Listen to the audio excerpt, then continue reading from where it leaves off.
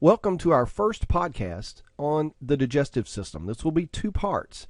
And the first part, we're going to begin with the folding of the trilaminar embryonic disc into our three-dimensional embryo and how that folding actually forms this interior tube that we know as the endodermal tube that we're going to derive into the foregut, midgut, and hindgut. In the latter part of this unit, we will talk about the adult derivatives of the foregut portion of the digestive tract. And in part 2 of our podcast, we will look at the midgut and the hindgut derivatives. So again, here we are at our magical 4th week following fertilization. And as we look at our embryonic disc, we realize that cranially we have the oropharyngeal membrane, caudally we have the cloacal membrane. This is going to be the closure points both in the superior and inferior part of our digestive tract very early on. Now, we mostly think of endoderm as being what derives our digestive tract. However, endoderm is only going to form the epithelium and the glands of our digestive tract. We're going to see that in the cranial and caudal ends, in the area of our stomadeum and proctodeum, the lining is going to be ectodermally derived. And don't forget our connective tissue, cartilage, smooth muscle. That's all going to come from our splanchnic mesoderm. So here we are looking at a sagittal view through our folding embryo showing the foregut, midgut, and hindgut. And now, just as a refresher with that folding and how we create those 3 distinct divisions of this endodermal tube, let's check out this portion of our video.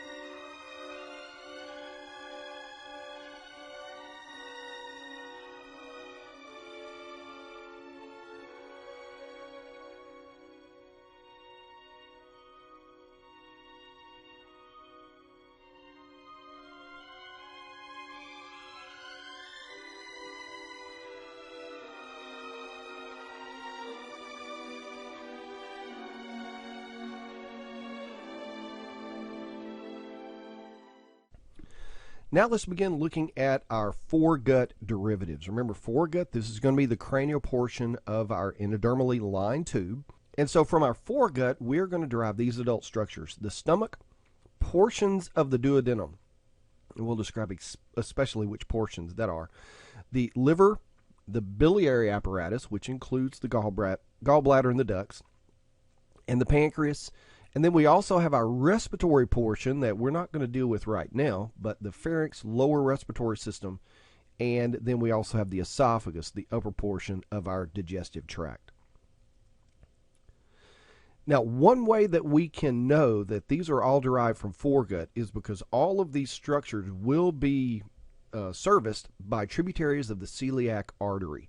This is going to be formed during embryonic development, and as these structures migrate to different positions in the body, they still will be supplied by branches of the celiac. So any portion of the human body supplied by the celiac that has to do with digestive system, respiratory system, accessory glands, you know it's going to be derived, especially the epithelium is derived from our foregut. So we begin with the esophagus. We saw how the esophagus was going to be important for the branching off and the formation of our trachea there in the foregut.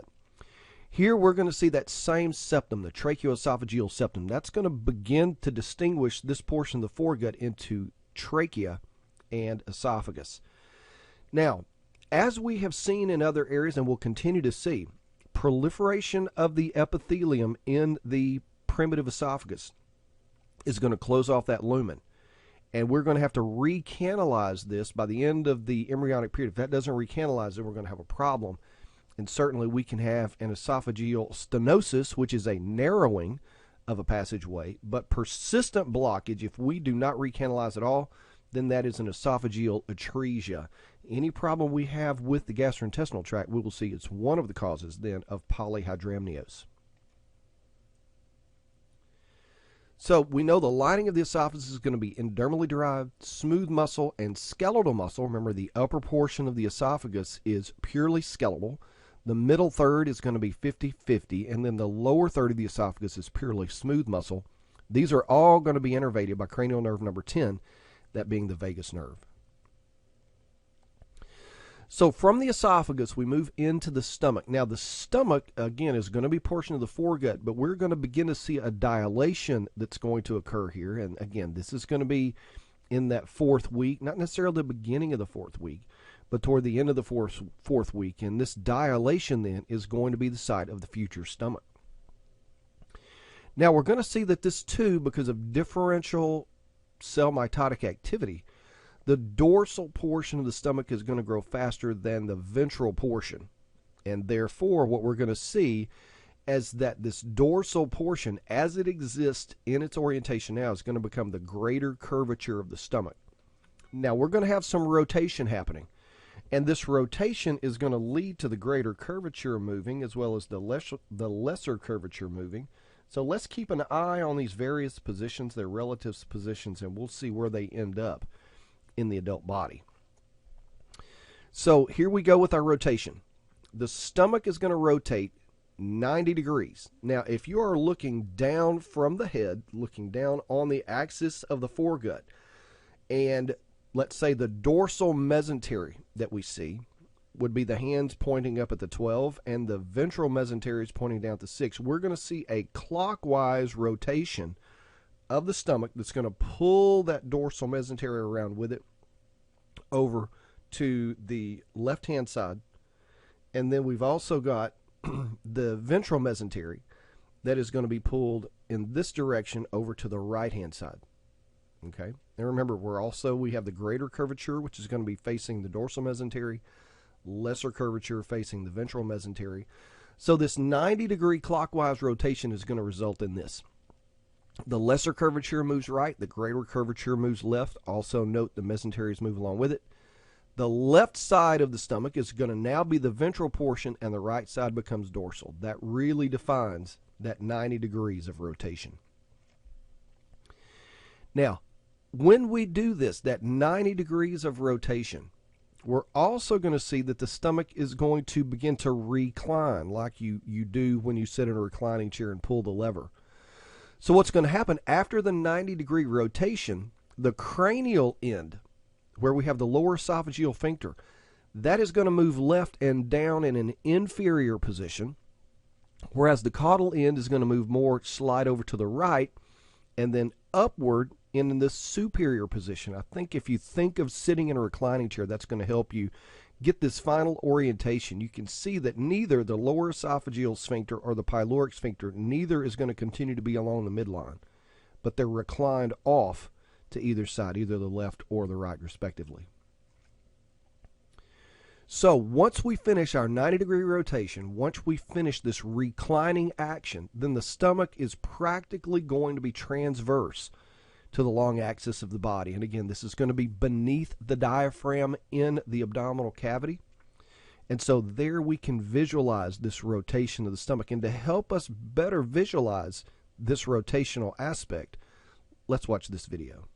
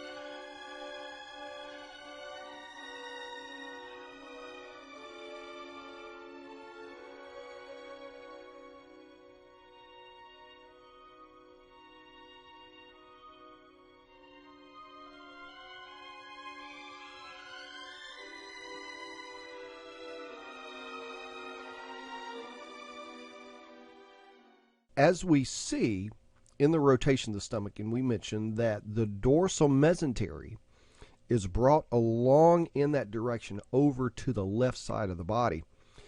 We're going to see that it's within this dorsal mesentery, or it's also known as the dorsal mesogastrium, that we're going to begin to develop some clefts, some spacing. And this is going to be important as we make some of the mesenteries that are going to occur in our body. We're also going to see that the ventral mesentery, or ventral mesogastrium as it's called because it's attached to the stomach, we're going to see that it also attaches to the liver and to the ventral body wall. Portions of these will be the falciform ligament, if that's a term that you remember from comparative anatomy. Now, as we look in the region of our dorsal mesentery, the dorsal mesogaster, what we're going to do is we're beginning to open up holes within the mesentery. Now remember, as we fold it around, this is a double layer. And so almost think of inserting gas, or in this case body fluid, into the space between the two membranes. And as this begins, this space is going to get larger and larger. It's going to create a bubble.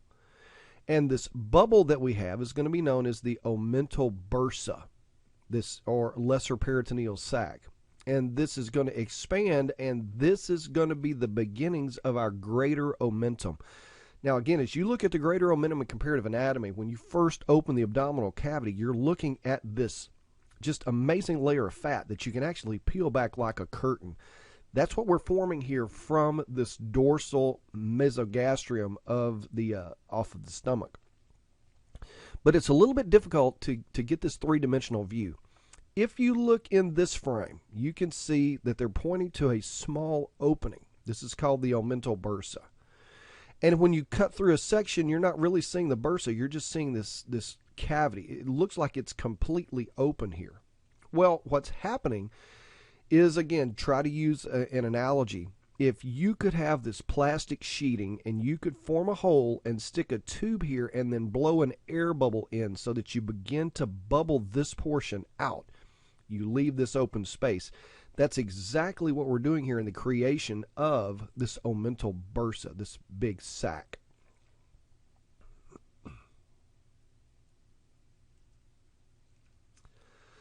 So again, the stomach is expanding, the stomach is enlarging, and so is our omental bursa. Here you can say we have this humongous bubble of mesentery. There we still have our little opening, and the dotted line you see is the actual cavity of this space. All of this is the omental bursa. There is the omental foramen. And then we have this mesentery that's being pulled along with it. Now we've got two planes of section to look at. Once again, we can see entrance through the omental bursa to get into entrance into the omental foramen to get into the bursa. But if we look at this sagittal section, we can see not only is it expanding into the left compartment, but is also beginning to descend inferiorly. Now you can see we have this portion of the bursa and this portion of the bursa, and the space that we have left is referred to as the inferior recess. Now, I think you can envision this is going to get larger and larger, and this curtain is going to continue to descend down until it completely covers the intestines, and that's going to form our greater omentum. Now, the greater omentum, as the omental term literally means, it's Latin for fat skin, and if you've been in comparative and opened up a cat, you know that is exactly a great description of what you see when you open up the muscular compartment and you look at the abdominal contents. And that's also going to be the case in the human condition. The greater omentum is this layer of mesentery that is completely invested with fat tissue. We've already talked about the omental foramen, and of course this is not going to persist. That omental foramen is going to go away. This inferior recess space, it's going to be obliterated, and you're actually going to adhere both of these edges together, both of these sides of the omental bursa together, so that this is a potential space. And when you get in gross anatomy, if you take, gloved fingers and you just grasp on either side, the ventral and the dorsal side of the greater omentum, you can separate that sheet and you can restore that inferior recess space. They're not adhered to one another, even though that space has been obliterated because they've been opposed to one another. It is a potential space that you can physically separate, but that doesn't naturally occur. Now, as we move from the stomach, as we move into our small intestine, we're going to get to the duodenum. We're not really going to cover a lot of the histological differences that we get to, like the lower esophageal sphincter and the pyloric sphincter. We cover a lot of those in histology. Here, we're just going to look at the major foregut derivatives. And the duodenum, this is going to be the last portion of the alimentary canal that's derived from foregut. There's going to be a lower portion of the duodenum that is derived from midgut. So here we are toward the end, but certainly the duodenum is going to be the last portion we'll use of foregut material. Now, the junction where we see the foregut and the midgut both contributing, this is going to be just distal to where the common bile duct enters. Now, with the rotation of the stomach, as we're pulling that around that 90 degrees, and the duodenum is going to be pulled along with it, we're going to see that the duodenum, and to a lesser degree the pancreas, is going to become retroperitoneal. Now, we'll see this in an animation that comes a little bit later when we talk about the pancreas and the duodenum. But retroperitoneal means these are going to lay along the dorsal wall of our abdominal cavity, and they're going to be underneath our somatic peritoneum. We've got the parietal and we've got the visceral peritoneum. Well, in this case, our parietal peritoneum in the abdominal cavity is going to cover over portions of the duodenum and the pancreas as it lays against that dorsal body wall. That's how we refer to it then as retroperitoneal, or beneath or behind. Retro means in back of the peritoneum. One of the ways we know that the duodenum is derived from both foregut and hindgut, we see that the duodenum is going to receive, the cranial portion of the duodenum is being supplied by the celiac, and the inferior portion is being supplied by the superior mesenteric artery. Now, we'll see as we get to the next portion as we get to our part 2, we're going to see that superior mesenteric artery will be that vessel that supplies all midgut derivatives. So that's how we know that it is a composite tissue. In the duodenum, as we saw in the esophagus, we're going to be occluded by proliferation in this 5th to 6 weeks, and that will have to reopen, as the esophagus did, near the end of that period. If that opening doesn't happen, just as we saw in the esophagus, we can have a duodenal atresia, where we're completely blocked. And of course, when we have Down syndrome and other chromosomal anomalies, this is going to have a much higher incidence. We're going to see Down syndrome. There are a lot of things that go wrong here, certainly cardiovascular defects. And again, any blockage, as we mentioned before, esophageal, duodenal, anywhere in the GI tract, if you have that blockage, that could then lead to polyhydramnios. Now, one of the ways that we can distinguish where the blockage may be, especially with a duodenal atresia, we're going to look at an ultrasound, and when we see what is referred to as a double bubble sign, then we can know we've got a duodenal atresia. The double bubble sign basically is the stomach is distended because the amniotic fluid has been swallowed, but it can't pass, so it accumulates in the stomach. But the second bubble is going to be that portion of the alimentary canal between the atretic portion of the duodenum and the pyloric sphincter. So you will see those two distinct compartments in that swelling, and that's how we will diagnose a duodenal atresia. Leaving the alimentary canal proper and moving into our accessory glands just a little bit, we're going to look at the liver and the biliary apparatus, biliary referring to the gallbladder. And in this case, branching off of our foregut endoderm, we are going to have a hepatic diverticulum. Now remember, we had our respiratory diverticulum that gave rise to our respiratory tract. Here we've got the hepatic diverticulum, and it's going to be branching off. And this is going to divide, as we can see in our illustration. It's going to divide and grow. It almost is described often as a cauliflower or broccoli-shaped diverticulum, a lot of little lobes and branches. But this is going to grow between layers of the ventral mesentery, and that's where we will find that hepatic diverticulum.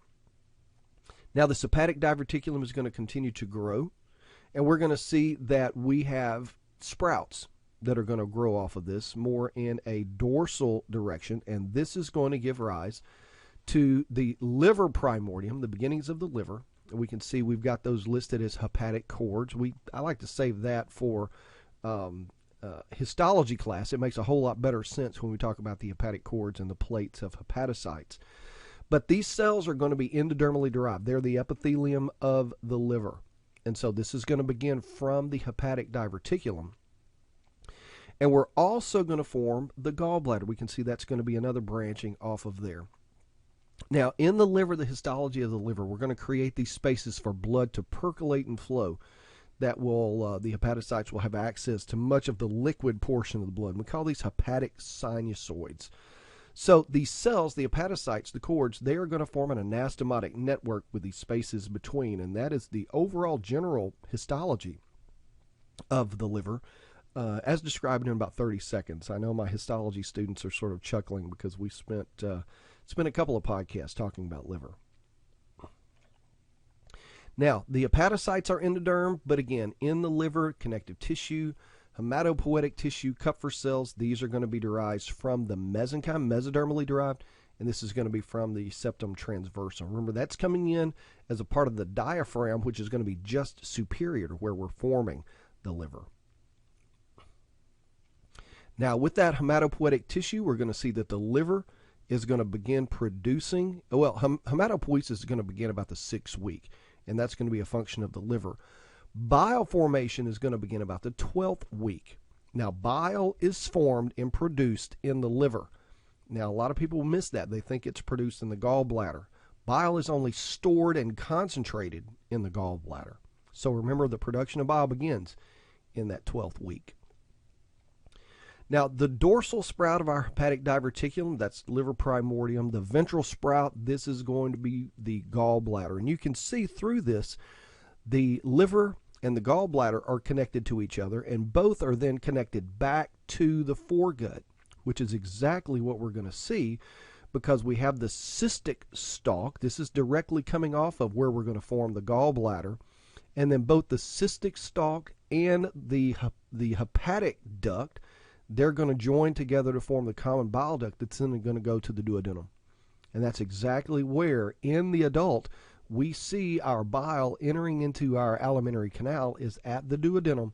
The junction then where we have our common bile duct entering, it is called the ampulla of Vater, and that is in the duodenum, which is foregut derivative. Now, as we look at liver biliary apparatus, let's watch this video.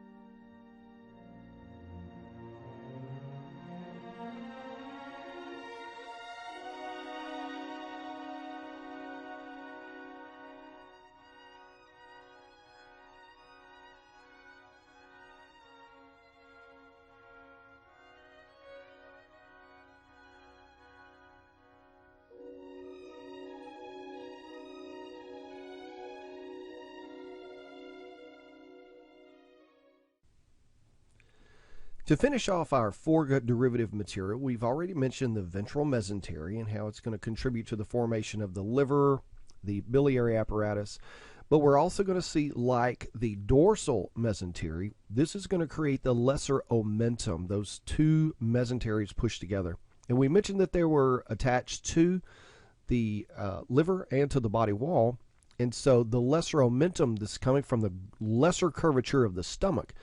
When you have the stomach attached to the liver, that is the hepatogastric ligament. And remember, a ligament is a mesentery that attaches two different organs together. But we're also going to have the liver and the duodenum attached with this same portion of the lesser omentum, and we call that the hepatoduodenal ligament. So both of those ligaments together comprise in the adult human what we consider to be the lesser omentum.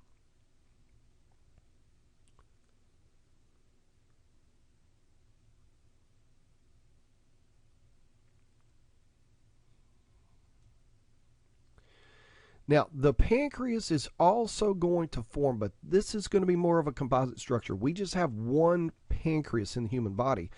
But if you think back to the development of the shark, even, there are two lobes, a dorsal and a ventral lobe of the pancreas in the shark. Well, in embryonic development in humans, we're going to start out with a dorsal and a ventral lobe, and it's going to be about the level of the hepatic diverticulum.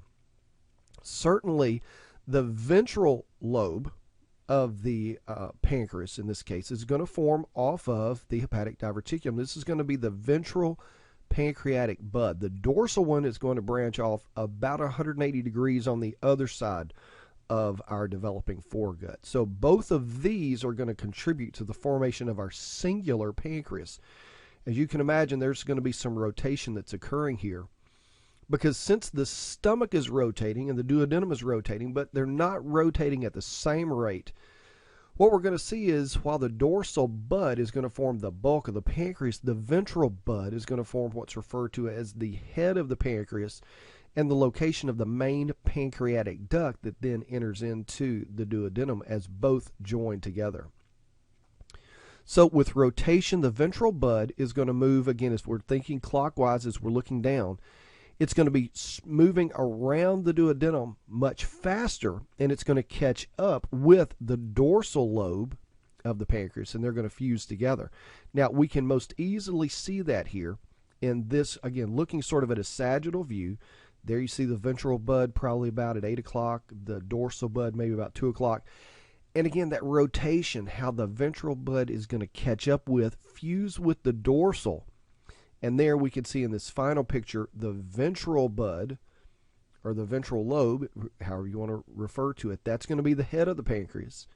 The body of the pancreas is coming from the dorsal lobe, and you can see that they each have ducts, but the main pancreatic duct is where the dorsal and the ventral join together to empty into the duodenum. This is going to be serviced by a number of smooth muscle sphincters here. It's called the sphincters of Oddi. And this is going to be an accessory pancreatic bud that in many cases degenerates and doesn't even form. So that is going to be the final formation of the pancreas. The pancreas, much like portions of the duodenum, is also going to be retroperitoneal. And to best view this, let's watch this clip.